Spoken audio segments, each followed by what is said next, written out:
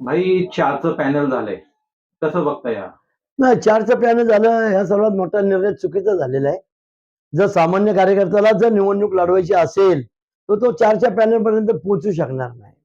त्याचं काहीतरी काम करणाऱ्या कार्यकर्त्याचं नेहमी लक्षात ठेवा की लिमिटेड काम असतं. प्रत्येकाचं काम तेवढ्या मर्यादेपुरतंच असतं. 80 आणि 90 हजारांच्या मतदारांपर्यंत तो कार्यकर्ता पोहोचू शकत नाही.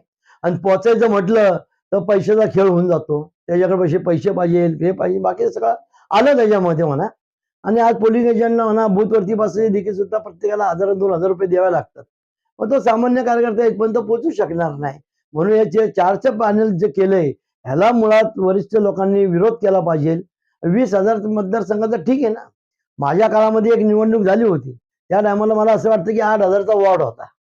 त्या 8,000च्या वॉर्डमध्ये तो कार्यकर्ता चांगल्या पद्धतीने जाऊ शकतो, भेटू शकतो, गप्पा गोष्टी करू शकतो. पण 4च्या आता जे 4चे जे पॅनल झाले ते सर्वात मोठा चुकीचा निर्णय असावा असं मला वाटतं.